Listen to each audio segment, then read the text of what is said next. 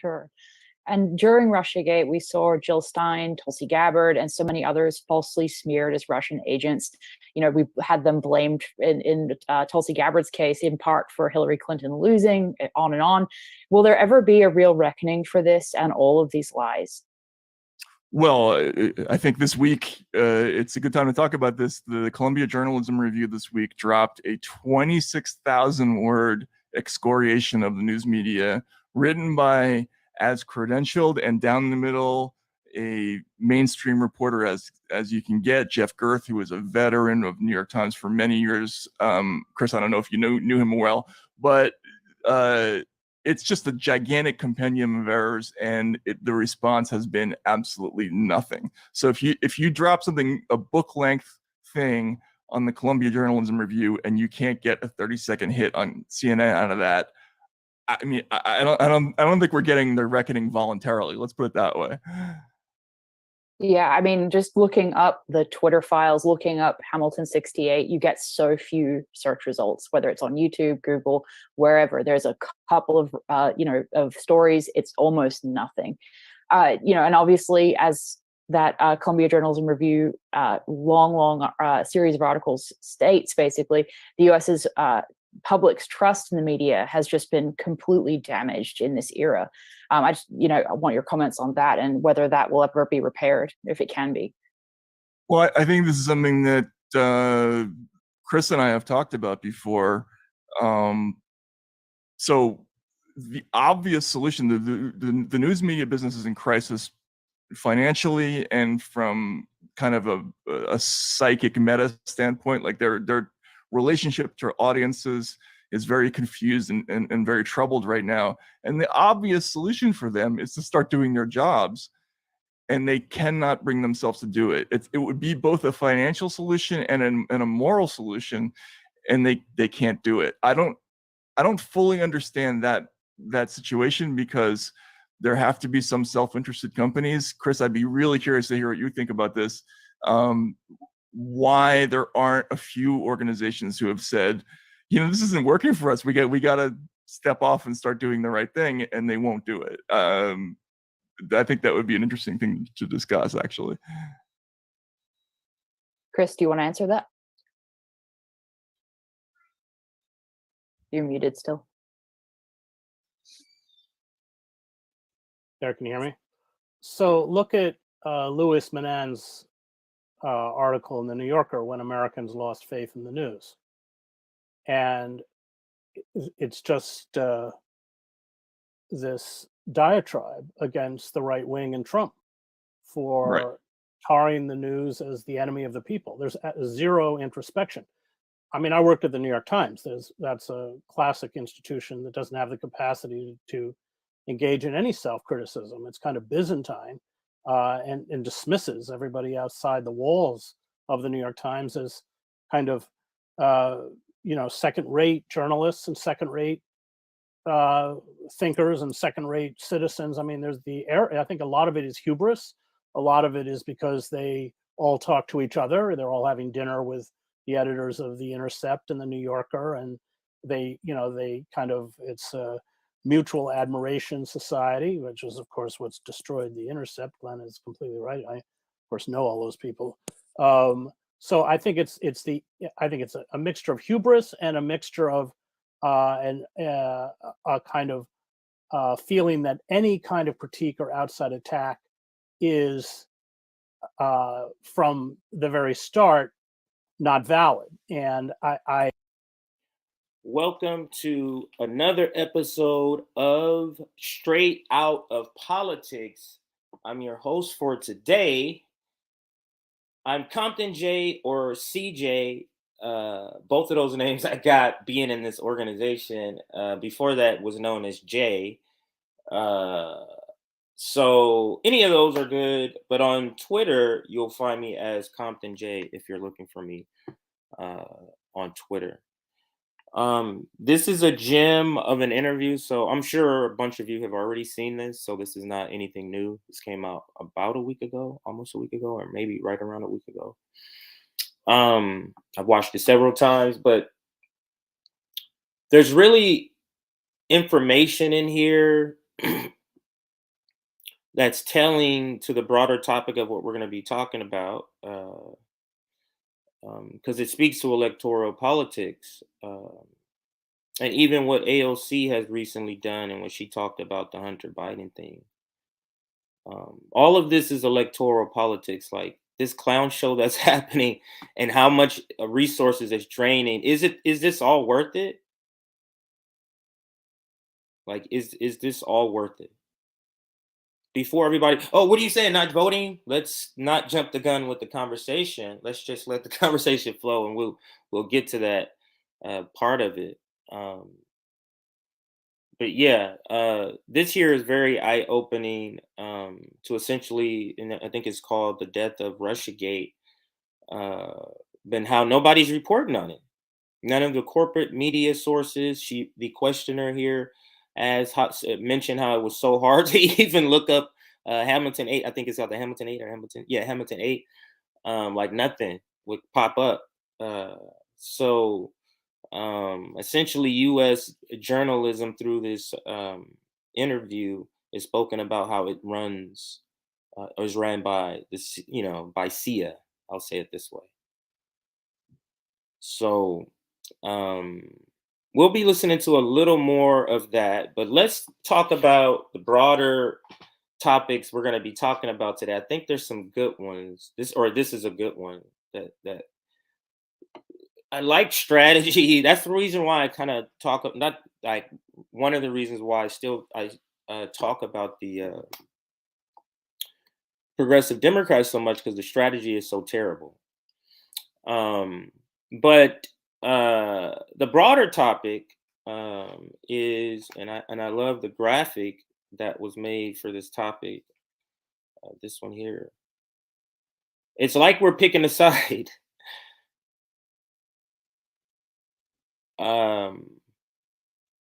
We have electoral politics on the right, and I can say specifically duopoly. So let's talk about red blue, because third party politics should be centered around movements, so that I'm not opposed to. And I wouldn't branch third party politics in with electoralism. I would I would group third party politics based in movement building, part of movement building. It's centered around the movement. So that I'm not opposed to, and I consider that part of movement building. So that, just to square that away. When we're talking about electoral politics, that's a lazy way or a pop culture way of really talking about red and blue. Even if you're talking about from the ruling class narrative, because they're only talking about red and blue when they're talking about elections and freedom. You see it in how they prevent anything else from getting into the game. So, but yeah, we're the question becomes, let me go to, does the participation in electoral politics drain too much energy and resources from movement building? Because we love to say, when we're in discussions with reformists, and we've all had them. I've been on the Jen Perlman show, not for long, but when we're talking movement building on that show, I was referencing it because on that show it was mentioned, on the interview with Marianne Williamson, it was mentioned. Oh yeah, third party movement. Yeah. Let's do everything. Really? Because the working class has finite time and resources. So all the time we're grouping together with these reformists to do all of this electoralism.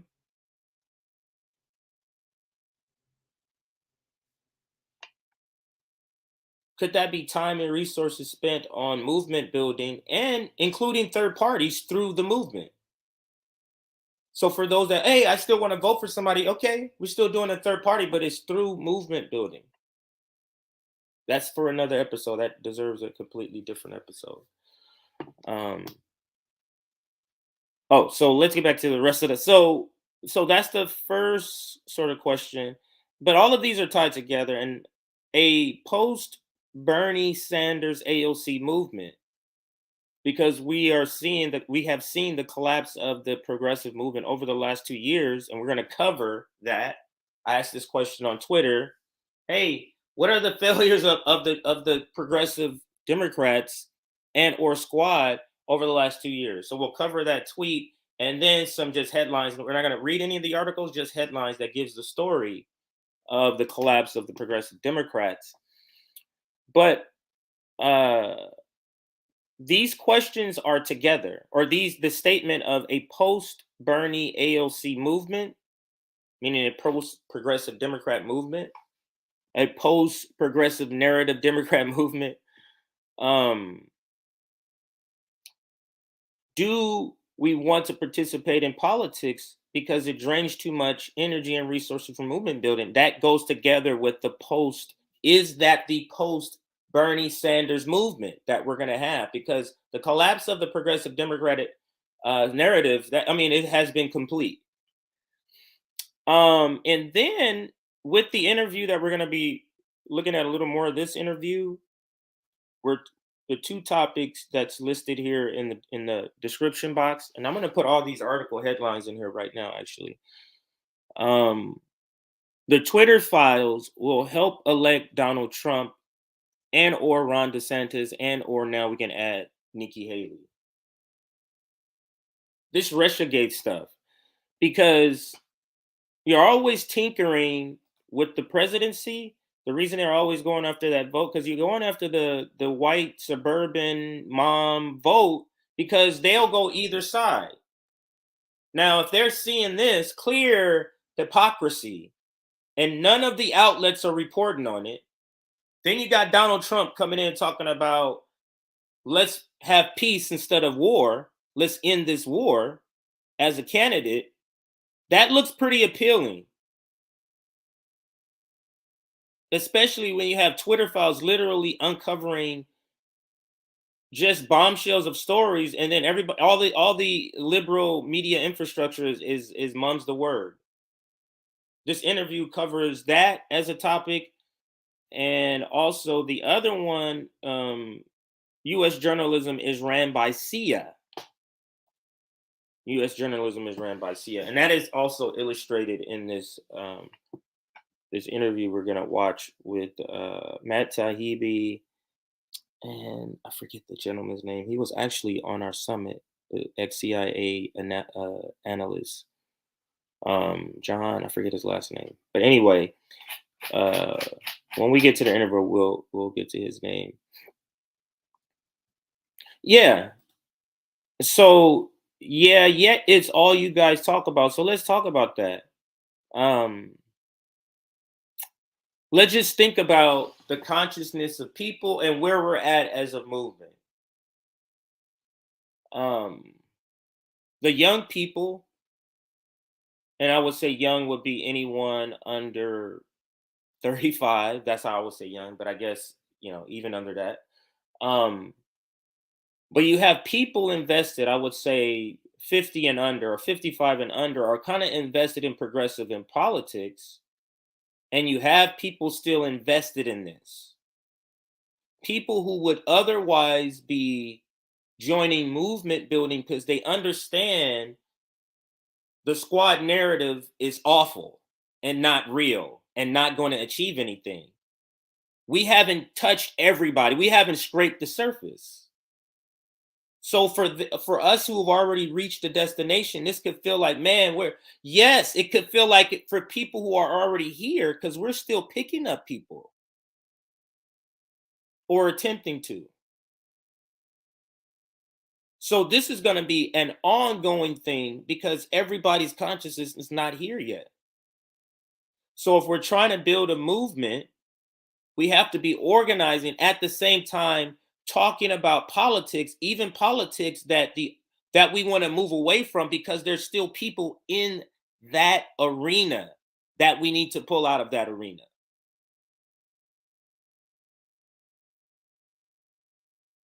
So just watch a different show. I don't mean leave the network. There's plenty other conversations you don't have to be here for. Like, I get it. Like, if I Maybe you don't want to hear about how the strategy is terrible for progressive Democrats again, because you've heard me talk about it. I get it. The Sabian JB show will be up next. But to assume because you have reached that destination that the 150 people are watching right now have reached that destination is just simply not the case. Just simply not the case. DNC equals RNC equals, yeah, they're equal, and that's another thing we tried to illustrate or boldly point out. So let's say, we get typically 3,000 views, at least maybe 4,000 views on a video. If 500 of that 3,000 are brand new people to the understanding of politics and as far as the squad and progressive Democrats, have we accomplished something?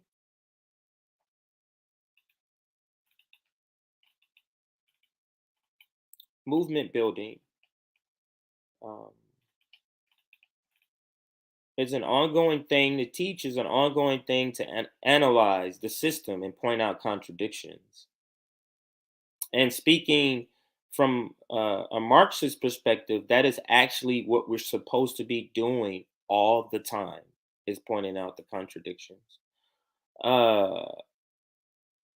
The layoffs will reach maximum in 1 month. So there's a clear push to drive up employment, because you can see all the big name employers all the big name capitalists are saying, hey, yeah, these job numbers are looking too great. We need to do something about that. So it's not a coincidence, in my opinion. Sounds about right, but maybe maybe you're talking about the comments in there right before yours. Grateful we have our indies who slap the truth out of there for all to see, whether they look at them or not.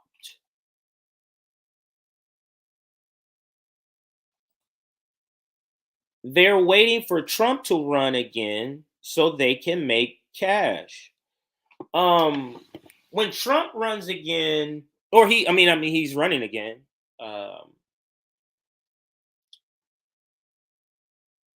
Well, first off, I'm gonna address this as if he was talking to me. I know it's a conversation, but I'm gonna address it because I think it's a good thing to talk about. When presidential campaigns, nationwide, presidential campaigns start to ramp up or begin, people's interest in politics ramp up also. So they'll reach out and watch more content. This is actually how a lot of channels that are very big now built their platform.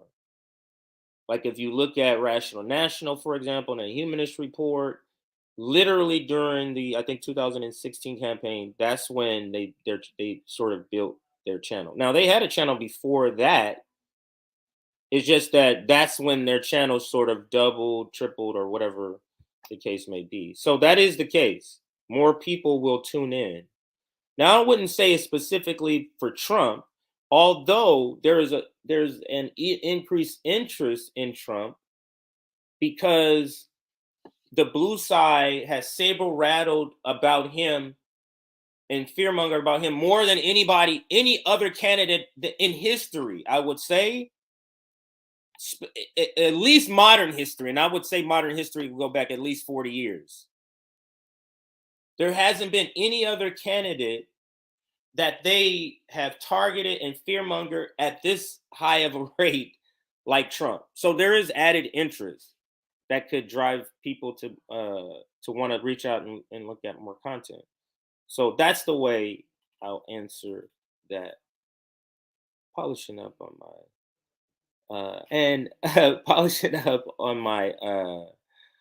polishing up on my diplomatic skills. So I'm putting up this person's comment who obviously doesn't like and trying to agitate, but we have to have. I'm trying to illustrate my revolutionary discipline. Here's another one by the same person.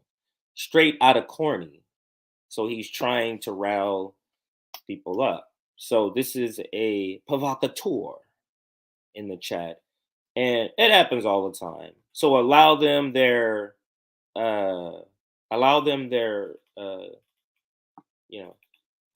in the comments. CIA thought Bob Ross was a communist. I do know that. And here's another one. Electoral politics is a dead end. It's all tied up and it cannot be changed. That's actually the point of showing this first video. And let's get into this first one here, because you have to show this so we can illustrate how it begs the question. After knowing this level of corruption, why are we putting the level of energy and resources in the blue-red electoral politics? So it's leading to that question. So this is sort of the setting the foundation for the conversation before we start talking more about the progressive Democrats specifically. So let's set the foundation for the conversation first. And before we do that, let's do a little oops. Yeah, I'm gonna close that there. Let's do a little housekeeping first. And housekeeping is always where is my trying to remember. Yeah, I may have to wait to get that. So let's do some of our announcements then. So we are at, let's see, 90 likes. We got 150 people watching. Could we push that 50 more people or 50 more people? Yeah. 50 more people hit that like button. That'll get us to 140. So 50 more people hit that like button to get us to 140 likes. That'll jump some people back, more people in here for this first conversation. Now, this first sort of interview is very educational. If you haven't seen it, we'll probably watch a good 10 minutes of it. Lots of it just going to be playing, and then there's not going to be as many pauses, but it's key to understand some of this information of corruption and how it's embedded in journalism. So that can't even be trusted. And then it begs the question of why are we doing this? So let's like that this video, get us to 140 likes. Now, this is our Substack. Today, Thursdays, is typically when I'm usually try to send out the Discord link for any new Substack subscriber or Patreon members. So that will be sent out later tonight. So if you are a new Patreon member and you don't have the link, look for that later today. If you want to be a Patreon member, Patreon is scrolling right at the bottom of the screen. $2 a month, $3 a month. If you're able to support us, that is the best way to grow the network and have us do a little bit more slowly, because we know we are a proletariat network. We don't have a lot of money. I know our viewers don't, so we're not having that expectation. The other thing for Substack, for notifications when we go live, notifications when we go live. I was gonna make an announcement. I gotta check with Nick to make sure I can make that announcement for the guests. So I won't say that yet. So, but for special guests like one we're gonna have, I can say this part. Special guests like we're gonna be having tomorrow. If you want notifications of the special guest interviews or any other live stream we do and clips we upload, join our Substack, and you'll get those notifications directly to your email. So for some reason, right now they're sending links. Sometimes when we send the notification, it'll be a link you got to click on, and sometimes it'll show the whole graphic. So not sure what's going on with Substack, but we know of the glitch that's happening. The other thing, we've already crossed 30,700. Let me see where we're at here. So if you're a brand new subscriber, welcome. If you aren't new and you've been a member for a little while, also welcome. Don't want to neglect people who have been here for a while. We are now at, this is the latest update, 30,792. Thank you for those that have joined the community. Here is our website, revolutionaryblackoutnetwork.com. You can check out when our chapters will be launching, what we want to do with our chapters, the initial cities we're going to be launching with our chapters, the community outreach sort of things, pictures of some of our old community outreach, tour for the poor that we do. We have some other things, our bios where you can check out links to all of our social media, our story, our mission, things like that. So yeah, check out our website. All right, and we're liking the video, trying to get us to 140, 150, hopefully somewhere around there. Let's check the comments before we dive into this video here. Let's see. Let me see. The lady murdered last week was a 30-year-old Black woman, councilwoman. There was a murder that I heard about, yes, of I think it was either a city council, yeah, like she says, a city councilman woman or a state council person, and she was Black and she looked fairly young. I remember the sound was down. I do remember it flashing on the screen with the title. I do remember that. And yeah, look at those two politicians murdered in New Jersey. One today, one girl last week. Mafia Central. Well, I don't know if it's the mafia. I don't know what's going on, but there is something strange going on here. Until we have the dictatorship of the proletariat, we won't have fair elections. And I think that's sort of where I'm steering the conversation. Thank you. And this is one of the people one of the comrades that have been down with us for a long time. And that's Rick. Thank you, Rick. That's the perfect comment to get this started out with. And that's what we're kind of illustrating, because the Hunter Biden story is about election meddling. Is it not? So if you're trying to suppress the Hunter Biden story, and according to Matt Taibbi, like, this shit is just getting started. Like, the bad stuff is just beginning. So what I want to do is allow just to like play like the first 2 minutes of the introduction and then move to some more of the questioning here. So let's do that. And let's talk about, or let's watch Matt and Chris. Let's do that. Let's just put that on there. Matt and Chris. So let's play this. Now, this is from, let me give the appropriate shout out. Consortium News. Consortium News. There you go.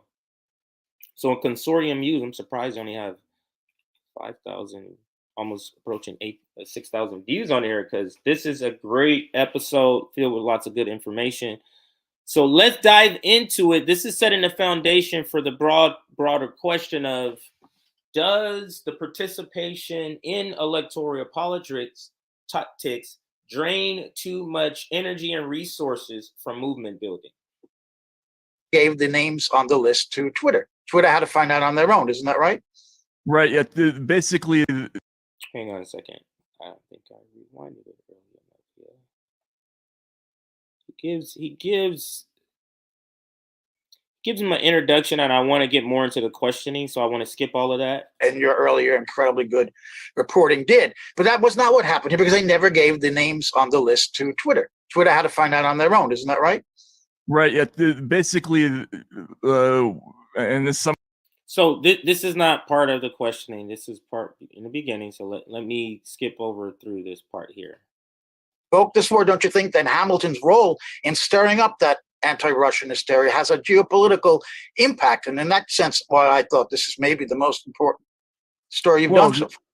Right, because I mean, you can look at Hamilton 68 and say it's a small organization. Most people never heard of it, but the larger meta story here is about the creation of a very big fake story about the Russian meddling in American political affairs. Now, let's be clear, Russians do have information operations. They do this. They do try to insert certain kinds of themes into organic social media chatter, but it's nowhere near on the scale that's been represented to Americans. And there was this enormous hysteria that was whipped up about an essentially fictional story. And that's I can't think of a parallel in American history where that's happened. I mean, you can maybe call McCarthyism like that, but the difference is that because of social media, because of everybody's so online all the time, they were able to amplify the story, fake stories, much more effectively and much more broadly than I think ever done previously. Matt, what did you think of Hamilton's response? They wouldn't talk to you before you published your piece. You gave them ample opportunity to do so. But they did right after it come out with this fact sheet, and they seem to be blaming the media again. We tried to correct them. They went too far with what we were saying. That's not what we meant. They're pleading. And, I mean, it's, did they, and what do you think of that? And did they know that you were working on this story in December? And I asked that because that's when they rebranded this thing 2.0 and put out a public list. Did they know in December that you were gonna get it? I think they had to guess in December. Had you contacted them for comment? Sorry, in December. No. I contacted them in January, but I would say early-ish January. But they had to know. They have ways of finding out, don't they? These intelligence people. They had as soon as they saw that we were looking through Twitter's emails, they must have known, because this was actually a big deal within the company. There was a significant argument between Twitter and all the actors involved here. I haven't fleshed out the full details of this, but there was a lot of back and forth. There were in-person meetings, and so they had to know that if we were looking around in this stuff, that we would see the footprint of it pretty soon, and that's what happened. We saw it relatively quickly, and it's a big deal because it's essentially a conflict between a big private company in Twitter and really the Democratic Party establishment and the intelligence community, and that they had a real fight about this, and but it was all suppressed. I'm going to get to that with John, the intelligence side of it, and Chris, the journalistic side of that. But we're going to stick with you for a moment. Matt, I'm going to bring in my co-host, Elizabeth Voss. Elizabeth, take over your questioning of Matt, please. Sure, Matt. And here where is the questioning beginning with us. I just wanted to know, are you satisfied with how the Twitter files have been disseminated? Are you good with it being disseminated on the Twitter platform? Do you think publishing it via an organization like WikiLeaks would have made it more accessible to people to look through and find the stories themselves? What do you think about all that? So I was very skeptical about, first of all, the format of Twitter at first. The two conditions that I agreed to with the story were an attribution, right? Sources at Twitter. And the other one was that the story had to, all of the breaking stuff had to come out on Twitter first. And I think you can imagine what the motives are for that, right? There are several. And I was very skeptical of this at first. I mean, I'm a long form writer, as I think, everybody on the panel can understand. It's a difficult thing to think through. In terms of the way the story landed, though, however, I quickly realized that it had to be on Twitter. Like it made a lot of sense, both from a PR standpoint, and there's an irony in it too, right? Because you're using Twitter to flay Twitter. Twitter was originally kind of an anarchic organization that was essentially destabilizing, right? And the plot that we're looking at is government's attempt to turn that around and turn Twitter into a tool of control. So there's an irony of using Twitter to turn the tables again. I understand the call to release everything, but like this story is an example of why that made me nervous. In addition to all the other things about this story that make me nervous, like what happens if I release all these 644 names and there are 8 of them who have negative consequences because they're now identified somewhere as Russian bots publicly, right? So that's kind of the same dilemma you have with stuff like WikiLeaks. Like you want to look through it first, and then I think at some point something like that will happen, but I can't speak to that. It's not my company, but I understand the thinking on both sides of that question. Sure. And during Russiagate, we saw Jill Stein, Tulsi Gabbard, and so many others falsely smeared as Russian agents. We had them blamed in Tulsi Gabbard's case, in part for Hillary Clinton losing, on and on. Will there ever be a real reckoning for this and all of these lies? Well, I think this week it's a good time to talk about this. The Columbia Journalism Review this week dropped a 26,000-word excoriation of the news media, written by as credentialed and down the middle a mainstream reporter as you can get, Jeff Gerth, who was a veteran of New York Times for many years.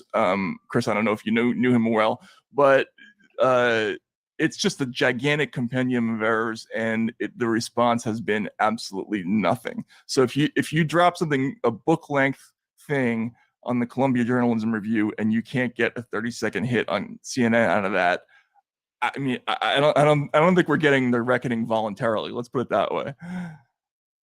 Yeah, I mean, just looking up the Twitter files, looking up Hamilton 68, you get so few search results, whether it's on YouTube, Google, wherever. There's a couple of, of stories. It's almost nothing. And obviously, as that Columbia Journalism Review. So this is what I was mentioning earlier. Hamilton 68, barely any coverage on it. So what are they trying to obscure from their audience? The lie of Russiagate? Now, if they're trying to obscure the lie, and I mean, that's obviously what they're doing, obscure the lie of Russiagate, isn't that an omission that they don't want to admit that the Hunter Biden story is real? And we're going to get to the AOC video where she's on the floor. And this is what I said in the State of the Union segment we did. AOC has completely decided to accept being a Joe Biden administration Democratic establishment shield publicly. She's no longer acting like she's not that. And this display on this committee where she's trying to act like the Hunter Biden story is half fake is showing that. But let's get back to the conversation. I'll throw up your comments as the video plays here. Review, long series of articles states basically the US's public's trust in the media has just been completely damaged in this era. I just, I want your comments on that and whether that will ever be repaired, if it can be. Well, I think this is something that Chris and I have talked about before. So the obvious solution, the news media business is in crisis financially and from kind of a psychic meta standpoint. Like their relationship to audiences is very confused and very troubled right now. And the obvious solution for them is to start doing their jobs. And they cannot bring themselves to do it. It would be both a financial solution and a moral solution, and they can't do it. I don't fully understand that situation because there have to be some self-interested companies. Chris, I'd be really curious to hear what you think about this. Why there aren't a few organizations who have said, this isn't working for us. We got to step off and start doing the right thing, and they won't do it. I think that would be an interesting thing to discuss, actually. Chris, do you want to answer that? You're muted still. There, can you hear me? So look at Louis Menand's article in the New Yorker, When Americans Lost Faith in the News. And it's just this diatribe against the right wing and Trump for tarring the news as the enemy of the people. There's zero introspection. I mean, I worked at the New York Times. That's a classic institution that doesn't have the capacity to engage in any self-criticism. It's kind of Byzantine and dismisses everybody outside the walls of the New York Times as kind of second-rate journalists and second-rate thinkers and second-rate citizens. I mean, I think a lot of it is hubris.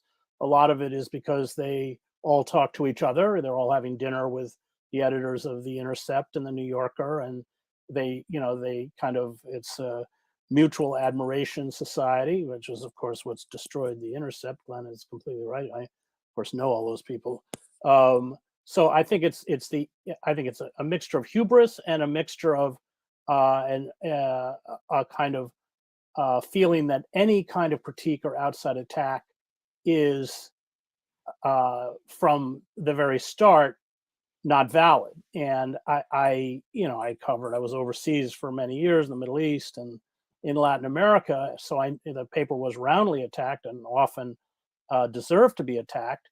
But it had in the inner sanctum of the New York Times, it had almost no effect unless that attack came from moneyed or interests or powerful interests. So, but leftist critics, independent journalists, anybody who tried to call them out were just dismissed. And so the more anemic these news organizations become, and financially, of course, they're becoming more anemic, the more insular I think they become, and the more they essentially accelerate their own demise. I think that's what's happened. I mean, also having to confront what Matt exposed, it's not just one or two articles. We're talking about hundreds, if not thousands of articles. We're talking about the tenor of reporting day after day, week after week. And to confront that complete failure, I think is so massive that it would just rock the foundations of whatever news industry that had the honesty to go back and be straight with either their viewers or their readers. And they're not going to do it. I mean, that's why So journalists are not going to go back and correct the record about Russiagate. Doesn't matter how much facts and reports come out. So the broader question is, if we have a system that is so corrupt and the corporate media participates in covering up the corruption and the election meddling, on top of that, so we have that hill to climb. On top of that, the people we want to invest, the ones we say are most politically close to us, have no backbone and refuse to do anything tangibly to get anything tangible. Again, then we go back to the question, does the participation in electoral politics drain too much energy and resources from movement building? How much energy are we putting into something for advocates who won't advocate for us forcefully enough to get anything tangible, and journalists who will just cover up for the corruption of said politicians? Like, what are we really, for those who are still participating in red, blue, what are we really doing? I'm going to group myself with you for this conversation. What are we doing?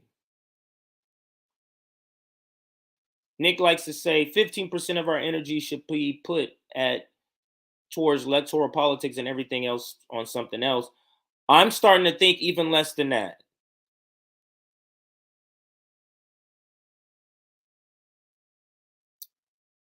So let's listen a little more, talking about how journalism has just been, United States journalism has been just rotted to just garbage. Things they'll do is ignore it and hope it goes away. And anytime they write about Matt Taibbi, they'll have some snide adjective to describe him. It's kind of funny because not to interject, but it's like fighting with somebody who won't punch back. They seem to be of this belief that this is going to go away, But there's more of this stuff coming. I mean, it's just going to get worse. So I mean, and it's not just going to come from me; it's going to come from all kinds of people as we're finding out. So it seems like if they're going to have to get the message eventually, somebody is going to have to break ranks. I think it won't be the New York Times, because they have no accountability mechanism left at all at that newspaper, I don't think. But I would think a smaller organization would at some point. Chris, you spent probably happily most of your time off of that island in New York, or out of the newsroom as a foreign correspondent.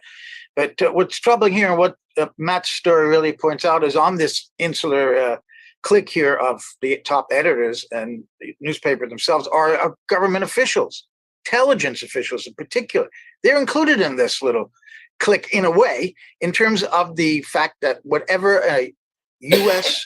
former or active intelligence official says is almost instantly believed without any checking, without any skepticism. It becomes a conduit, a laundering of intelligence that would otherwise probably not be believed by the American people. But when it comes under the name of the New York Times, it might be more believable. What's going on here in the mentality of people in the press, that they are so servile to members, especially of the intelligence? That's not new. I mean, that's. I know that, but this story really points it out in a big way. Well, sure. So did the weapons of mass destruction. I mean, I was in Paris, right, and I was part of that team, and I was working. French intelligence opened up everything to me because they wanted to avoid the war in Iraq. So I had carte blanche. I mean, I covered Richard Reed, the shoe bomber. I would go down to the counterterrorism ministry run by this crazy Corsican, and it was like snapping your fingers. And next thing, I'd have a pile of all the French intelligence on Richard Reed, including surveillance photos of him coming out of the bricks at Moth, everything. And it was this desperate attempt. It was only because I was with the New York Times, not because I was a great reporter, but it was this desperate attempt to essentially use the Times as a conduit to make it clear that Saddam Hussein had no weapons of mass destruction and no connections to Al-Qaeda or anything else. And I would periodically fly back to New York in that investigative meeting and bring hard intelligence. And it was just laughed at because they were all going down to Washington and having lunch with Louis Scooter Libby and Dick Cheney and Richard Pearl and everyone else. And it was arrogance. It was just, oh, the French, you know? So that's long been the case. I mean, there's long been a very incestuous relationship between intelligence agencies and the New York Times. That's nothing new. The new and they wrinkle, will carry water. What's that? I would just say the new wrinkle is that they're physically replacing journalists now with intelligence people. I mean, the roster of ex CIA, NSA, FBI, whatever. John, with all due respect, you know, everyone from Brennan to Clint Watts to Asher Rangappa to, I mean, they all have media jobs now, and the real reporters are being cycled out, and these big contracts are being given to ex-intelligence officials as if it's the same job. And as we all know, it's the opposite job. Intelligence is about deception. I mean, in most circumstances, right? In journalism, you're supposed to do the other thing, and they think for some reason that it's authoritative, but it's not really. Yeah, I mean but that's electronic media. I don't, you know, the Times isn't doing that. I mean, they'll quote these people with reverence, of course. I have a few. But I don't think that journalism that's kind of the last thing that MSNBC or CNN is doing. It's about ratings, it's about entertainment, it's about catering to a particular demographic. I think your book Hate Inc. kind of, you know, talked about those silos and what they're doing. And you never pay for when you're wrong, because you're telling your demographic what it is they want to hear. So, I mean, I, who come out of the Middle East, was appalled at this podcast that was on the New York Times called The Caliphate, which, you know, the first 10 minutes, I realized it was garbage. I mean, it was just completely ridiculous. It was kind of almost pornographic, you know. I mean, it just didn't ring true from anybody who come out of the Middle East. Well, they never paid a price. They didn't even fire the reporter who she was was all based on one character who was, completely lying about everything. But it's what people wanted to hear about Muslims, so they never paid a price for that. They as long as it's when they go against their demographic that they pay a price.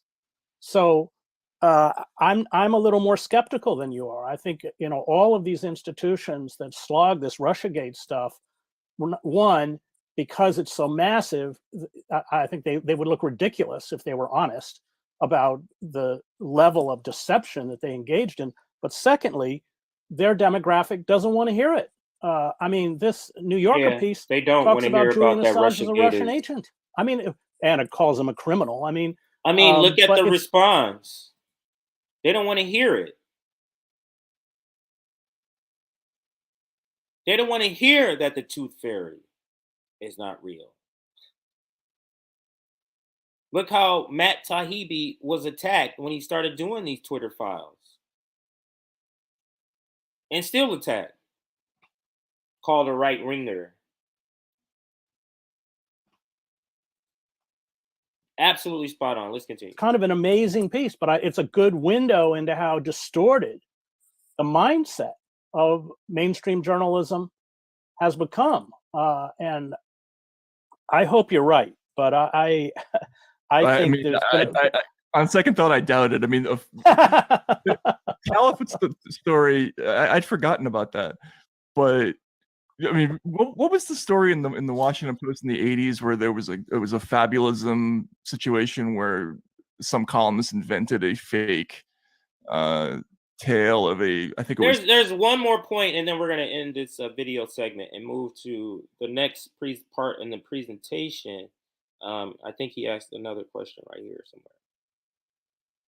Going out of his house with active agents working for him. From your experience, what do you know about the kinds of relationships that former high-level senior intelligence officials have with active members of the intelligence community? Well, Joe, I'll answer that question with a short anecdote. All right. My last headquarters job at CIA I was the executive assistant to the deputy director for, the associate deputy director for operations. And so I had a fabulous office, comfortable furniture, and a secretary. So I was leaning back in my chair one day in the middle of the afternoon, and I had direct line of sight into the hallway. And as I was leaning back, I saw Bob Woodward walk past the office without a security escort, just walking around like he owned the place. And I said to the secretary, "Was that Bob Woodward I just saw walk past the office?" And she said, "Yeah." I said, "Without a security escort, Bob Woodward, just walking around." And she said, "Oh, didn't you see the director's memo? He's writing a book about the Iraq War, and we've all been ordered to cooperate with him." And that just encapsulated the change in the CIA's attitude toward the media, because they came to the realization, I guess, or to the point where they felt that they controlled the media. They own the media. Why not let Bob Woodward walk around like he owned the place? He's going to write exactly what you tell him to write. And then when you, the director or the deputy director, decide to move on and to retire, you can call Bob Woodward or his bosses at the Washington Post and arrange your next golden parachute. Now it's CNN and MSNBC and the college that you got your grad degree in. They'll put you on the board. I mean, it's a life now. It's a post-agency life that was just unthinkable 20 years ago or 25 years ago. Yeah, what I was let me just interject there, because there's two types of reporters. I mean, I was overseas, so I was in Iraq. I was on the ground in El Salvador.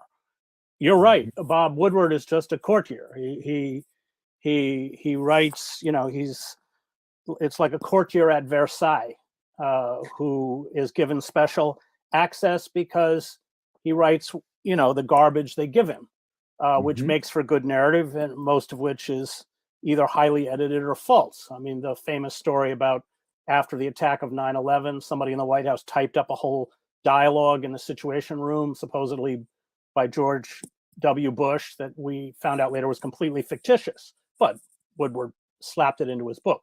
So those of us who are overseas were constantly battling not only, I mean, I had a personal war with Sandy Berger, who was head of Clinton's national security.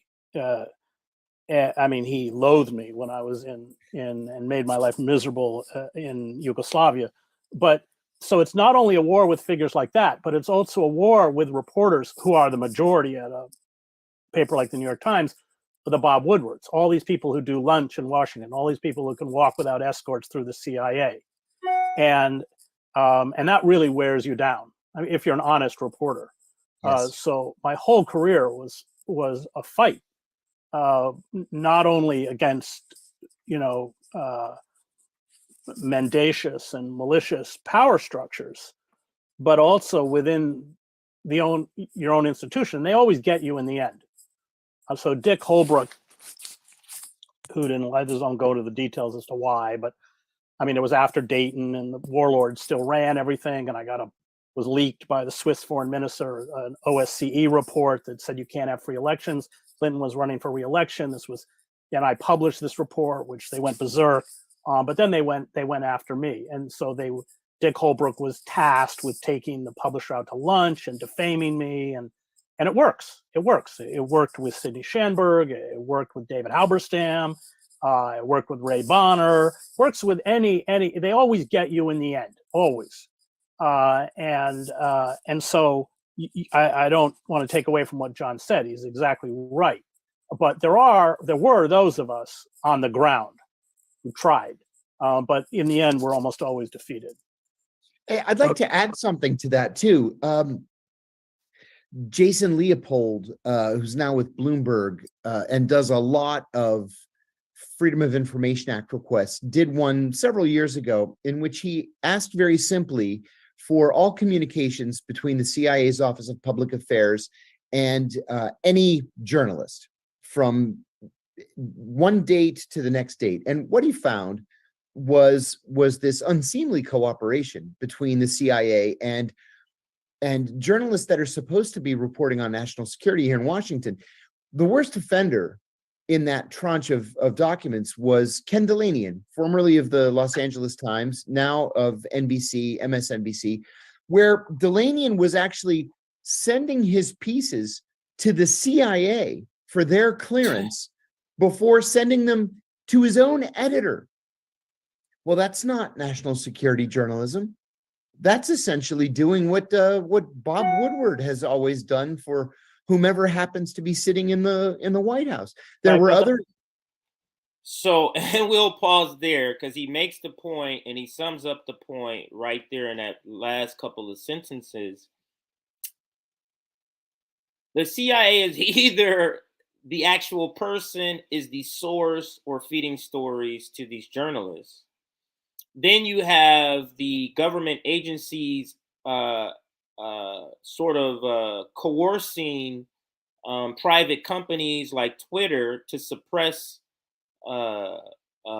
actual and factual news stories like the Hunter Biden story in order to affect elections. Now, I said all of that to say, because we want to draw up what is it that is the thing that is draining movements, electoral politics, is it even worth it? And that is what I'm trying to establish here first, is that the ultimate question we'll answer in the end is, does the participation in electoral politics drain energy, too much energy and resources from movements? That's the, final question. But in order to answer that, we have to find out if the electoral politics is effective, if electoral politics is producing anything, the state of electoral politics. And that's what I'm trying to say. So you have this corruption or cover up on top of cover up, on top of corruption, on top of corruption with the CIA, with the government, with government officials, through private organizations to suppress information from us. So that's where this electoral politics, this red-blue game is in this cesspool. So now let's just show a couple, let's go down sort of the last 2 years of progressive disasters. So we're kind of talking about the layers of corruption through one story. There's many stories of corruption we can talk about the election process here in the United States. This is just a story that's hot and a story that is still going to be developing because there's more information that's going to be coming. So the apparatus is corrupted, and even progressive Democrats acknowledge that. The apparatus of electoral politics is corrupt. So if all of us was just great people, all the progressive Democrats were great, stuck to the word, stood up, adversary. Let me go a different route on that because I want to set up these articles. So yeah, so let's do it this way. So the last 2 years of progressive disasters. Now, this really illustrates to me, if we take the section of this last 2 years, we can really sort of pinpoint the last 2 years is what is the death blow for the progressive Democrat strategy. So let's go through a few headlines here. I have maybe 5 or 6 headlines that illustrates the point. Let's start with this one here. All right, so let's go here. And yeah. So this one, a couple years ago. Yeah, actually, exactly 2 years ago. Here's the headline. This is from World Socialist website, wsws.org. Very easy website to get to. Ocasio-Cortez and fellow progressives supply votes to re-elect Nancy Pelosi as Speaker. Of course, we had to start with the force to vote. So that's where we begin in the string of failures. Now, I think there's actually one that happens before that, but you get what I'm saying. Roughly 2 years. The string of failures by this group. The people who's supposed to be on our side, protecting and promoting the policies we want to have implemented.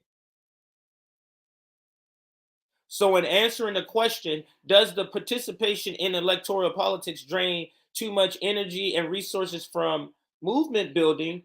We're establishing whether or not electoral politics is even worth it. That'll help us answer the question. And we've because I'm recapping just a little bit.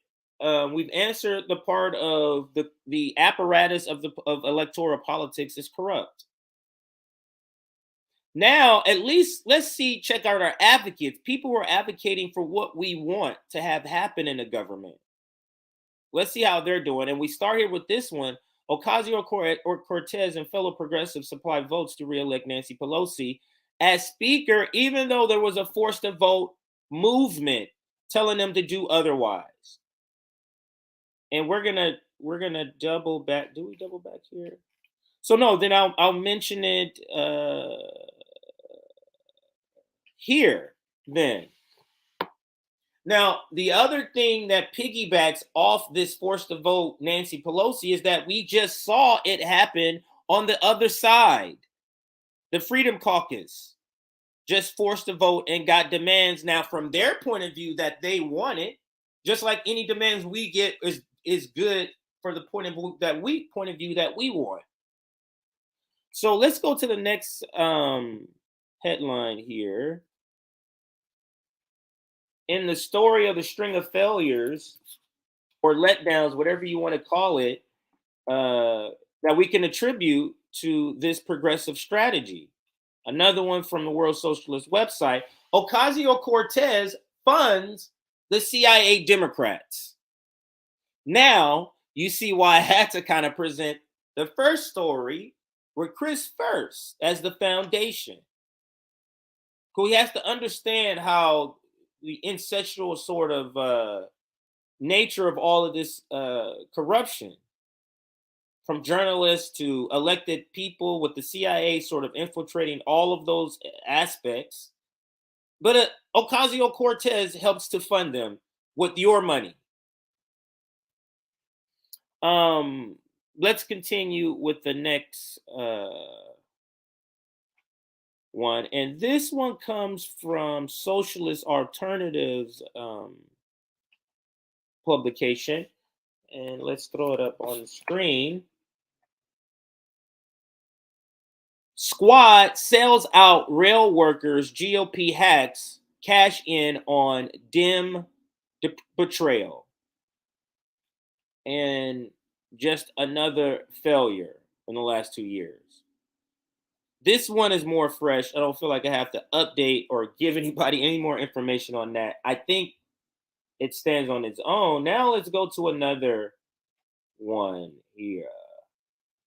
This one, we're going back to Socialist website. We'll come back to Socialist Alternative in a bit. New York Representative Ocasio-Cortez reneges on pledge to vote against bill funding Israeli war crimes. This one's also a little less than a year old, about a year and a half old. I'm like less than 2 years old, a year and a half old. So in the last 2 years, am I able to put up headlines of all the progressive wins they've gotten? No. But I can put up several headlines of all the things they've done that wouldn't align themselves with being a progressive, with being on the left.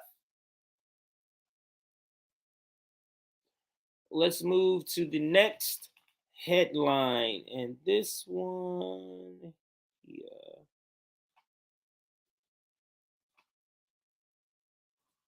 Let's throw this one up. Ocasio-Cortez praises Biden, defends war against Russia, and attacks socialist critics in interview with The Intercept. So we have progressive Democrats defending the war in Russia. She's actually helped funding them too. So all these things so far, these headlines we've covered, none of these things are the things we've sent them to do. None of these things they said they were going to do. And we got 2 more headlines here to kind of wrap up the failures before we get into the broader question and finally kind of discuss that and drill down to that broader question. Let's go here to this one. Democratic Socialists of America confront left-wing opposition to Biden by shifting further to the right. And I've covered this many times, so our audience knows 12,000 DSA members lost. Now, why do you think 12,000 DSA members left the DSA?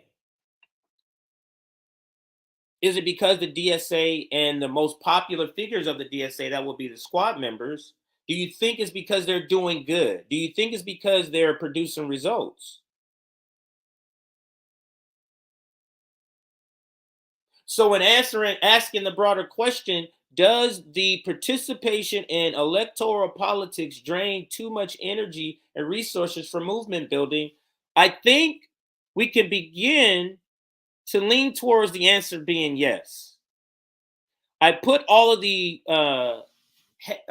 headlines I'm showing, I put those articles in about 5 minutes ago in the description box. So if you want to go and read any of these headlines that I'm showing, it's already there and you can go view them right now. So in wanting to talk about a world post Bernie Sanders, post AOC, post squad, we've just illustrated the collapse of the progressive narrative. Absolutely. What's up, JB? I wasn't looking at the screen. Sorry, sir. No, I had to pop in because you asked that question, and I was just like, "Hold up, is DJ put in a good point?" I'm like, is it directing our attention away? And I'm just popping in just for like 2 minutes, but it's directing our attention away from what really matters most. Mhm. And what really matters most is actually changing the system from the ground up. If we're not doing that, if we're keeping the system in place, that means we're apologizing for the system that has subjected us to exploitation in the first place. And that's the point. That's all I want to say. I just want to say, Oh, have a thank great you, stream, man. JB.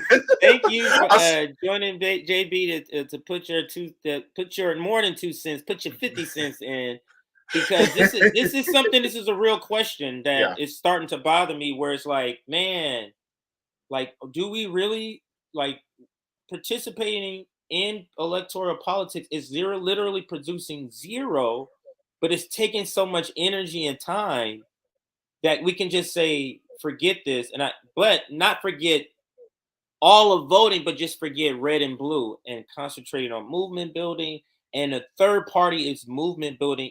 Third parties will come out of the movement building in sort of the same way, Shama Sawan. So just wanted to let you hear that part before you take off again, sir. Yeah. And again, thank you for joining, JB.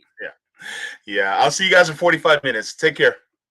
Absolutely. So don't forget All right. JB or Savvy and JB show coming up in 45 minutes. Like he said, let's bring up this here and get the right graphic in here. I'm sorry, the right item in the screen here. And that's this one. This is the final article. This also is in the description box. This is the final article I'll bring up here. The state of the squad, how AOC and House progressives failed to become change makers on the inside. This is an article written a little less than a year ago, maybe 10 months ago. You can go check out because it's a really good article to break down sort of the question I'm asking here. All right, so I think we've talked about U.S. journalism is ran by CIA. We talked about Twitter. The Twitter file. Oh, actually, I didn't talk about it, but yeah. So I'll hold off on that. Now let's talk about a post Bernie AOC movement and what that sort of looks like. What does a post? Do I have a banner for this here? I mean, now Nick and I called it the post duopoly, but that's what really we're talking about. Post Bernie / AOC uh, movement. And what does that sort of look like? And I think for me, I'm going to answer a couple of questions before I get out of here. There's two really a big question. What is sort of like a post Bernie AOC movement look like? And then the big question: does the participation in electoral politics drain too much energy, resources, and movement building? Now, what a post Bernie AOC sort of movement um, looks like to me is understanding that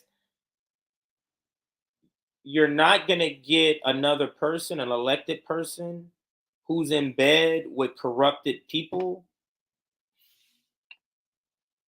to save you. So the first thing I would say in this sort of post AOC Bernie movement, the first thing is get with an organization. And that is, hang on a second here, make sure nobody's sending me something for this episode. Okay, yeah. Get with an organization, and that organization could be RBN. Let's say you're in the boondocks, you don't have anyone that you feel that's close to you. Anybody, if you're willing, if you're interested in organizing with RBN or someone in your area, email us. Tell us what area you're in, and we'll try to get you in contact with somebody in your area or close to it. So email us and movement building put in the subject line. Just tell us where you're at, and we'll see if we can get people connected with other people in their area. So, or you can join Shama Sawant's organization. I think it's called, oh yeah, I have it here. Worker Strike. We're an independent movement organizing in our workplace and on the streets, take that down, against the bosses and their political servants. That's a quote. And here is the demands they have. Remember, this is what a post, I'm giving specific suggestions. 1, go out and organize with a local organization, whether that organization is a political one, like a communist organization or a socialist organization, socialist alternative. You can join the local one in your area or region, maybe. If you don't have any of those, let's say none of those you have, no ability to do any of that, reach out to RBN. I gave our email earlier. Reach out to us. You can organize with us. Or we can pair you with somebody else in your area. So reach out to us, tell us know what area you're in, and we'll try to pair you with somebody in your area to get things started. If that doesn't sound good, then we're saying, hey, then there's the worker strike back. Get involved. You kind of, in order to get yourself out of the just the mode of electoral politics, you got to replace it with something else. And this is what you need to replace it with some other sort of activity. Now, let's say you don't want a political organization. Feeding the hungry. Not, maybe you don't have homeless in your area. There's people that can feed. You can feed hungry people. Make 10 meals and feed hungry people. And see how that spreads. When you feed those hungry people, you'll learn, hey, I want to help too. And you're starting from scratch. Now, let's see what the demands they have for the worker strike back. Workers need a real wage. 2, good union jobs for all. 3, fight racism, sexism, all oppression. 4, quality, affordable housing and free health care for all. And I think there's a 5th one. No more sellouts. We need a new party. No more sellouts. We need a new party. So join this organization is not just for members who are part of a union. So non-union workers or union workers. And if you don't have a job, if you're just somebody who wants to volunteer. So I'm telling you, you can come to us. If you like Shama's work, you can go to Shama. You can build something yourself. That's one of the first steps. The other step in a post-Bernie AOC sort of movement, learn a craft and or learn how to grow your own food. I'm in the process of doing that myself. Learn a craft, learn how to build something. Rome can literally build a home from ground up. You see the other work he's built that he's done, he's put online. He's currently going to be renovating a building and turning it into a library. That's a skill that capitalists can't take away. And it's going to be useful in any sort of movement. You don't have to call a capitalist to come build something. You just call Rome. So, I mean, whether it's anything, computers, learning plumbing, learning how to fix stuff, drawers, learning how to fix small electronics is a whole lot of different things you can learn to do, and learning how to grow food or begin growing your food. Either way, it can kind of overlap. So for me, these are 2 things you can literally begin to do right now. Don't live around dirt. Get one of those larger buckets from a Home Depot or a Lowe's and begin there. One of them buckets, put some dirt in it and grow what you can grow in there, and buy as many buckets as you can get and have those. We had Logan have a presentation during the summit about growing your own food. He lives in Harlem, I believe, and in a apartment sort of place, and concrete, no dirt in the back. And he shows visually how he has these plant bins, kind of tree bins, dirt and stuff, all different types of things are growing out of it. So I got a few minutes to answer this last question, then we're gonna be out of here and got comments because Sabby's coming up. I'm sorry, Sabby and JB's coming up in 30 minutes. So these are the things. This is how a post-Bernie AOC movement is going to look like. So we have grow your own food and learn a craft. Join join an organization or create your own organization, and then get involved with mutual aid. Whether you're creating your own mutual aid so that you can raise money to do the work you want to do in your community, or you participate in a larger mutual aid network. And that's something RBN is going to be working on. So if you don't know what that is, we're providing that option also. So if you don't have access to that, a mutual aid network, join, reach out to us and just email us in the subject line, put mutual aid network. You want to be a part of it.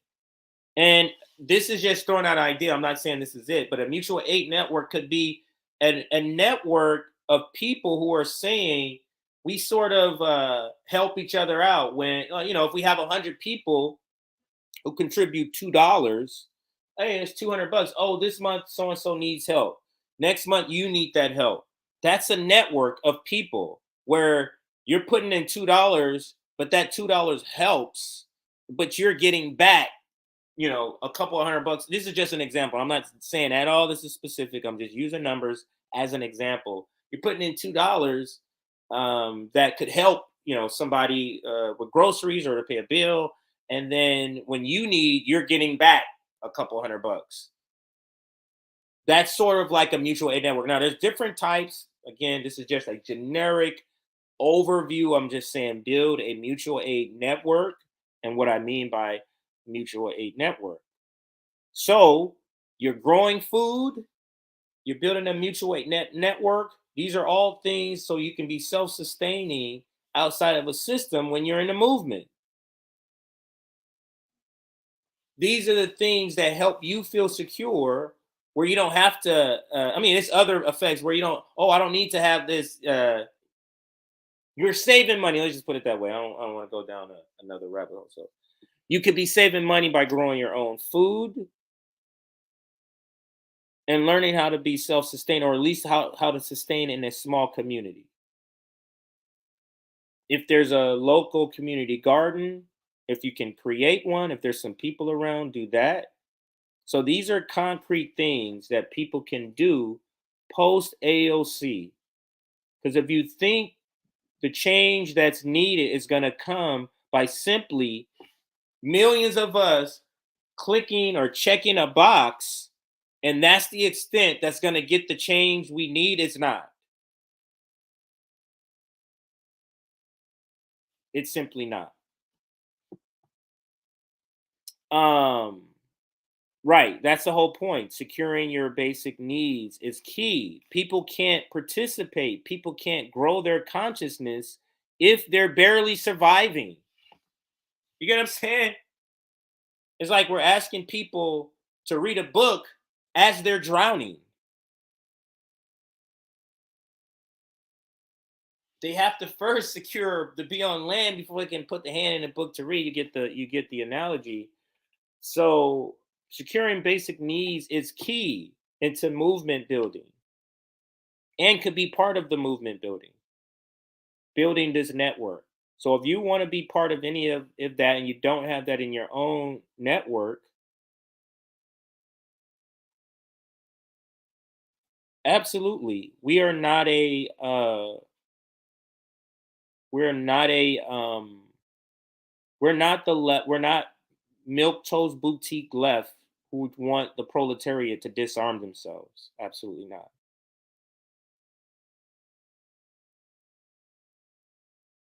So if you have guns, absolutely, we welcome people with with their own firearm and their own way to protect themselves. That is absolutely part of being self-sustaining. So you're growing your own food and you're also protecting yourself. So all of that is part of securing your basic needs again. So great sort of conversation here. We need a Supreme Court that will remove the bribe money from our politics. And that's the thing, Clifford. I don't think that's going to happen because the people who put them on there are the people who are bribing them. That's literally the people who put the people on the Supreme Court, the Joe Bidens, the Donald Trumps. They're the people who are getting and Obama's, there are people who are getting the bribes. So, I'm skeptical. And that's why I'm saying building outside of the network and closing the what we're saying, the post duopoly left, the post Bernie AOC movement. This is what it looks like. And if you say, oh, I want to also participate in electoral politics, we have to first understand in building a movement you can't jump in a movement and then jump into electoral politics and believe that's going to deliver. We have to start from the framework. Electoral politics is not going to deliver the solutions we need. So that was the starting point of any participation in electoral politics.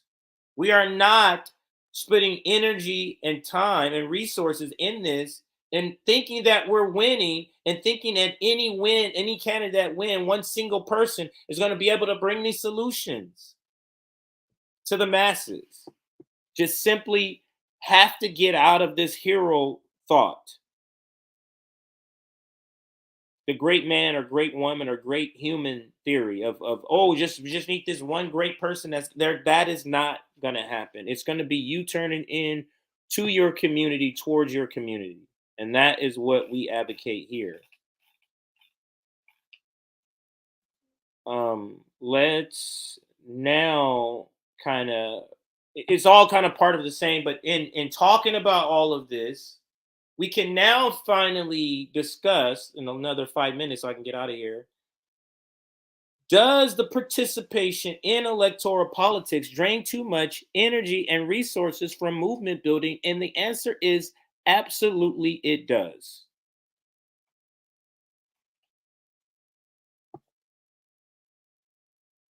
It drains too much. So this is the reason why if you're not able, it needs to be drastically cut back.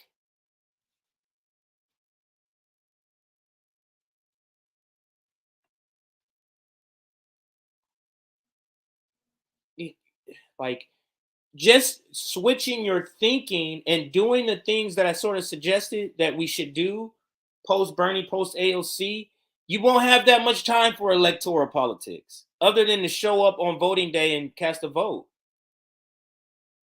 You're not going to have time to phone bank. Why are you phone banking for a single person when you should be phone banking for a community? Why are you raising money for a single candidate when you should be raising money for a community? Why are you donating money to a single candidate or organization like a private organization like the Democratic Party instead of donating to a mutual aid that's helping people get clothed and fed? So these are all the things. So I see Rome is gonna be joining us in just is that Rome? Said something snowball Santa balls. So whenever Rome is ready, Maybe he'll chime in for a little bit. The Sabby and JB show, though, Rome, just so you know, is coming up soon. But these are the things, but I know you might want to chime in on some of these things we should be doing outside of electoral politics, because this is right up your avenue, Rome. So learn a craft, learn how to grow your own food, understand that electoral politics is not delivering solutions that we need. They're actually draining resources and time, phone banking, donating money, asking for donations for a candidate. These are all draining resources and time and energy from any sort of movement building. So I'm starting to get to a point closer to you, Rome, because you're already to the point like, I'm voting. I ain't doing any of this bullshit. It's time to just do it. But it's like I'm seeing it from the perspective of a strategy that this shit is so draining, man. It's so you think somebody, oh, let me go phone bank for Nina Turner and donate my $27 a month. And then you think, oh, that person's gonna be like, oh, let's go protest, let's go do this. Like they ain't got time for that. They already spent their time, and now they're because they're feeling like this is the easier way. Let me just get somebody in office, let them go do all the work. But that's not working, Ron. Yeah. And I'm trying to convince people post AOC, post Bernie, we need to start. I'm telling people, join an organization, join RBN. Join us. You can't find somebody locally in your area, join us. And I'm telling them specifically, join Socialist Alternative. Join the worker strike.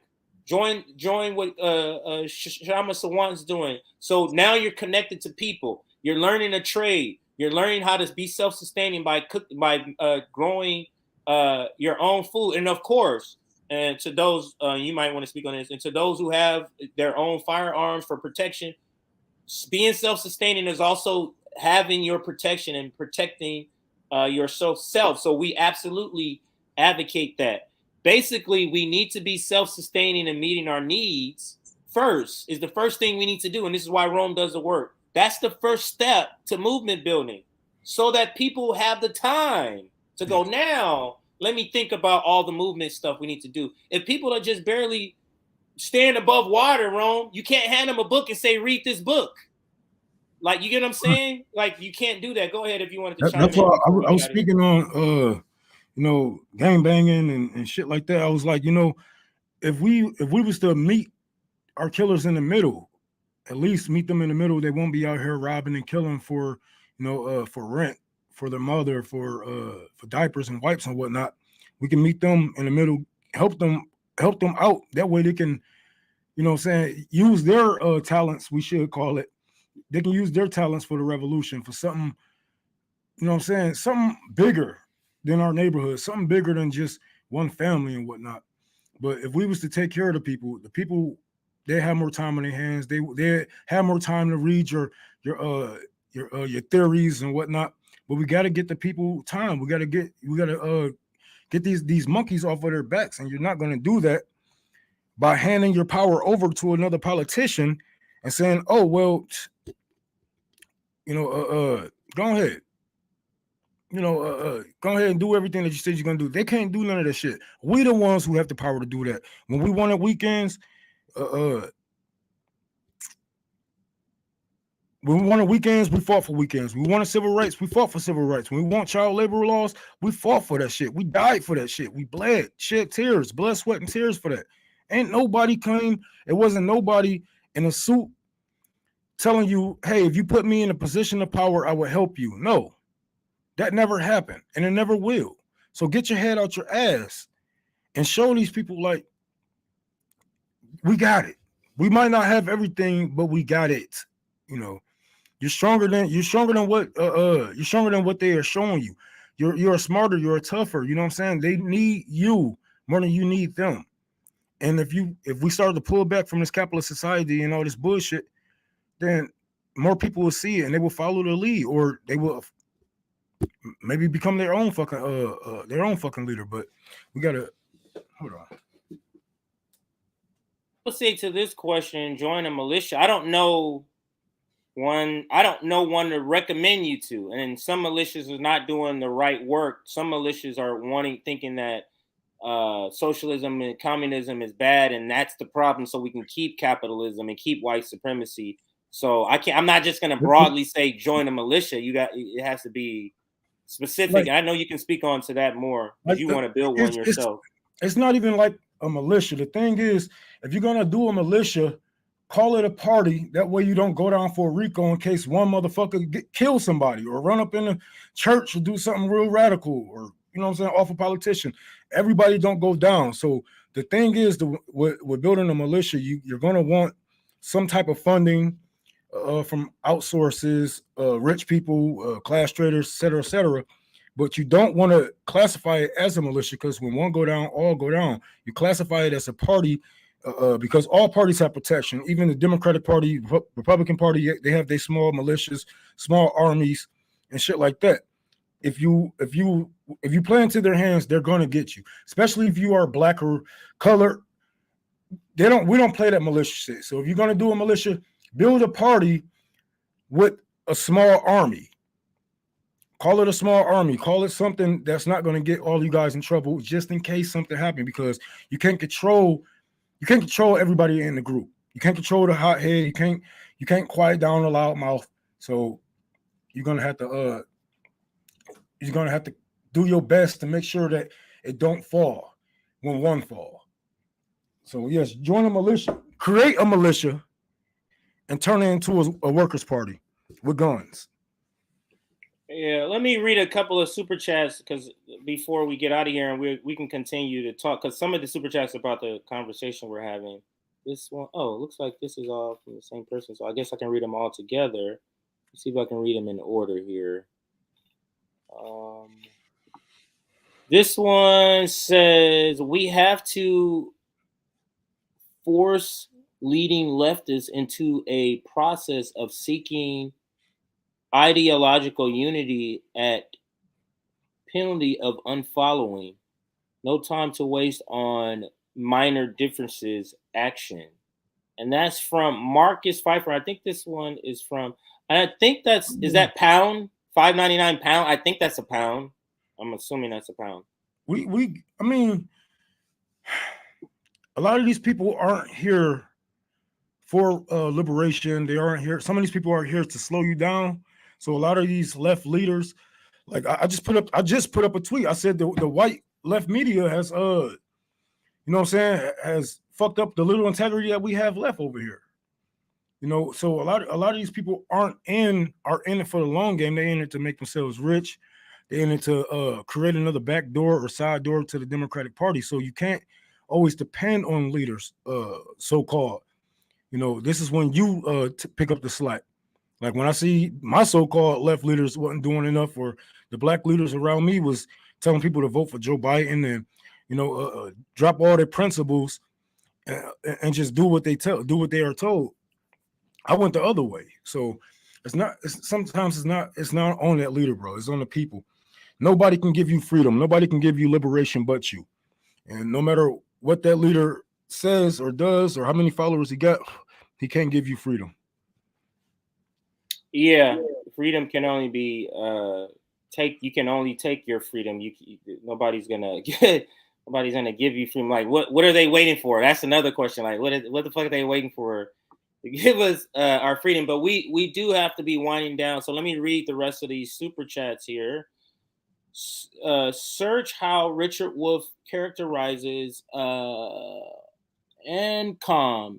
It's a joke. Even he is cheerleading for his point of view and has no idea where Zoe Baker is coming from. Okay. Oh yeah. No, those are, you were just referring to the ones right there. Okay, so I read those. I think there was another one I didn't save. But Rome, what's going on with you? We got any last words you wanted to say or shout out, either on a topic or something else? Like, I don't know if you wanted to shout out something else, but either on the topic of does the participation in electoral politics drain energy and resources from movement building. Like, do what you else? think that's the reason why shit ain't really popping? Because people Yes. are still got their foot in electoralism. Electoralism brings too much money and clout for people to give up that type of shit. You know, if I was like when I was leaving Bernie Sanders, I knew I was giving up a big platform. I was giving up hundreds of thousands of potential dollars that was heading my way, you know, sponsorships and all kind of shit. I gave it all up for the people. And sometimes you're gonna have to make those sacrifices, because if people ain't moving as far as left or as quick as you want, then you're gonna have to build your own movement. And don't be afraid. You know, everybody out here, they're gonna put doubt in your mind. They told me that I was too radical. They told me I was gonna scare people off. They told me that I can't build a party. They told me I wouldn't be able to do this. I did it all. I did everything that they said I couldn't. I did everything they said I couldn't, and all it takes for you to put your first foot forward. This ain't no pull yourself up by the bootstraps bullshit. No. You can start off with something small, but you make it look like it's the biggest thing in the world. Like when I had my first tour for the poor, I had to take a loan from a Twitter follower because GoFundMe held my money. You know what I'm saying? So I took those loans and I made it look as big as possible. And once the people see that you deliver, that's when the beliefs start to kick in. That's when you start to grow a base. But don't listen to these naysayers. They just don't want you to grow power. And if you do grow power, they want you to grow power within their ranks. That way they can control what you do or what you say, where you go, and how far left that you can go. So just don't give up, man. And don't be afraid to die, because your death, when you're doing stuff like this, your death is the biggest part of your life. And what I mean by that is the things that we are leaving behind, the things that we are teaching. You're pushing socialism, you're pushing communism. You've been inspiration, a teacher, a healer, a fighter, or a killer. Whatever you leave behind on this world, that would be, the biggest part of your life. Look at Malcolm. He wasn't popular when he was alive. Martin Luther King wasn't popular when he was alive. W.D. Bois and all of our they wasn't popular. Fidel Castro. The only reason why they are still popular today is because they left something behind for us. They walked in the cement while it was still wet. They didn't sit by and waited till the cement settled. They was routed. They walked through that motherfucker and they showed the future generations this is exactly what we was trying to do. This is exactly the path that we were taking. Now it might be a tough path. We might have to stump through wet cement, but we made it.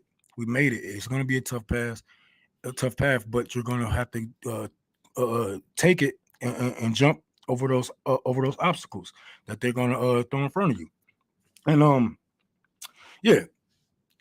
And that's another thing. Like, I had a lot of naysayers about my garden. Like, people was mad when I had got money to buy the land for the garden.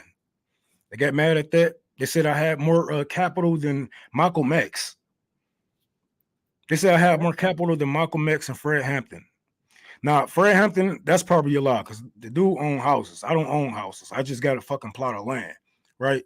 When I got the building for the library, they said, oh, he got to be doing something. He taking some type of deals. He getting some type of government funding. No, I just go out and I talk shit.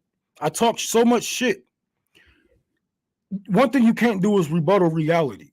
And when you're talking shit and it's making sense, you can get the people to do what need to be, right? So Ronnie wasn't into the communism, socialism type deal. He really had a capitalist mindset. Get rich. He owned houses, this and that. I'm trying to talk him down out of that type of shit. And once I'm talking to him about, the revolution and, black socialists, black communism and shit like that, he was like, man, fuck it. You can have half of the building. This is what we're going to do. I believe in you. I believe that you can get this shit done. If you and your people can deliver and help me fix up this building, y'all can stay here as long as y'all want rent free. Offer me talking shit. Offer me talking shit. I didn't offer this dude no money. I ain't suck no dick. I ain't take no fingers up my asshole, none of that shit. I just talked my shit and people believed in me, and they fucking and we did what needed to be done. Now I'm working on the fucking library. I'm heading there tomorrow, about to rip out the floor, about to replace the floor. I'm about to get a pallet of drywall, about to re-drywall the place, rip out the carpet, put the new carpet down, lights, about to repaint, and it should be up before the summer. We're gonna have a place for the people to learn, for the people to come and learn comfortably.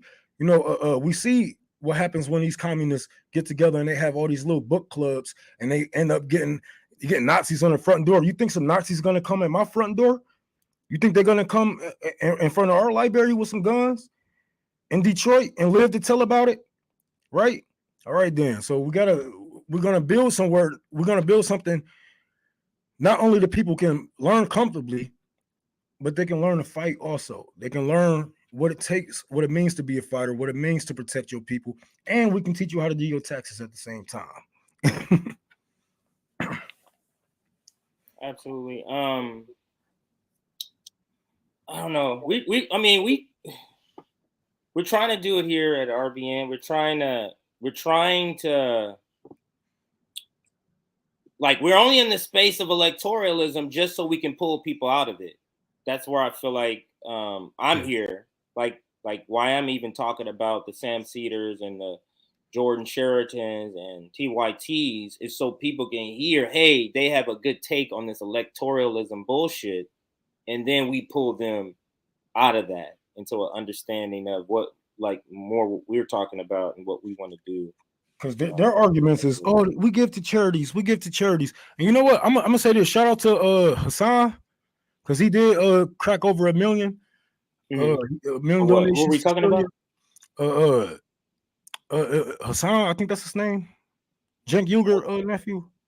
Oh, that Hassan person. That Hassan person. Okay. But you know, yeah, that was what's up. When we need more shit like that. But this is the thing, man. We can't just depend on charities. We don't actually know where a lot of this money is going to once it's actually donated, right? So with the thousands, hundreds of thousands of followers that we have amongst each other, we have to organize these people to get on the ground. We have to fly these people out in person. We have to be able to get these people boots on the ground. You know what I'm saying? And it's not a bad thing to give to charity, but it should be more of us on the ground giving our everything. Because, like I said, I feel about charity the same way when a thesis say, oh, "I'm going to pray for you," and they really mean it. They mean it with their hearts. You know what I'm saying? Like it just we should be doing more, man. Throwing money at the problem, it isn't always going to fix it. Throwing money at the problem isn't always going to fix it. Sometimes people need to see you, they need to feel you, they need to touch you, they need to, you know what I'm saying, breathe your air to let them know, like, look, we are here, you know what I'm saying, in a physical form, not just in a, oh, I see you going through trouble, here's a couple of dollars your way. And man, well, here's a problem with charity. Not problem, but here's an issue with charity. A lot of time charity is just used to make the person raising the money look good. Two, how many people's hand is going to touch that charity money before it actually gets to the people who need it? Because there's a bunch of people's hand in charity. So don't think when you see $10 million raised, don't for a second think $10 million went to the people who need it. Don't for a second think that at all. They writing this shit the fuck off. Right. So charity, for me, charity has become exploited, just like what capitalists do with anything. Oh, we got to get out of here. But charity has been exploited to the point to now it's just made to look, capitalists look good, make the person who was exploiting so they can come out and go, look, we gave them a couple of trinkets, now praise us, instead of changing the system that's having me be in a position where I'm the one that's always giving charity. Right. You know what I'm saying? So I forgot. We got to get out of here 5 minutes before the next show. Any last words before we get out of here? I just looked at the clock here. Much love, y'all. Protect yourself. Donate to RBN. Donate. Subscribe to our Substack. Donate to Tour for the Poor. We building a fucking library, so we're gonna need all hands on deck for this one. If you can come out, if you are in Michigan or close to Michigan, let me know. Inbox me on, DM me on Twitter, and let me know, because I need laborers. You know, it's just me and CT right now. We're definitely going to rebuild the library by ourselves. So if you want to have a hand in on this, let me know. We know the help we can get, y'all. All right, Ron. Let's get to a closeout video. Malcolm X will take us out, and that's Casey. Casey's a real one. She came out in person to help. Method or strategy Thanks, to Casey. offset Here's Malcolm some of talking the about events police or brutality. This is repetition what's of the going to take events us out that have taken place today. here in Los Angeles recently. We have to go to the root. We have to go to the cause.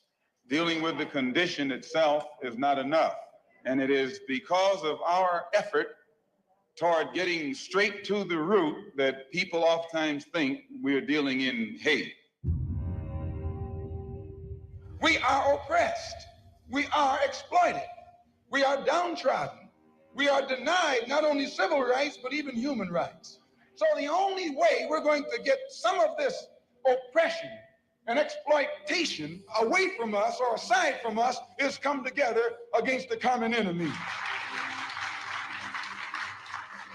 Who taught you to hate the texture of your hair? Who taught you to hate the color of your skin to such extent that you bleach to get like the white man? Who taught you to hate the shape of your nose and the shape of your lips? Who taught you to hate yourself from the top of your head to the soles of your feet? Who taught you to hate your own kind? Who taught you to hate the race that you belong to? So much so that you don't want to be around each other. No, before you come asking Mr. Muhammad, does he teach hate? You should ask yourself, who taught you to hate being what God gave you? And I, for one, as a Muslim, believe that the white man is intelligent enough. If he were made to realize how black people really feel and how fed up we are without that old compromise and sweet talk. Stop sweet talking it. Tell him how you feel. Tell him what kind of hell you've been catching, and let him know that if he's not ready to clean his house up, if he's not ready to clean his house up, he shouldn't have a house. It should catch on fire and burn down.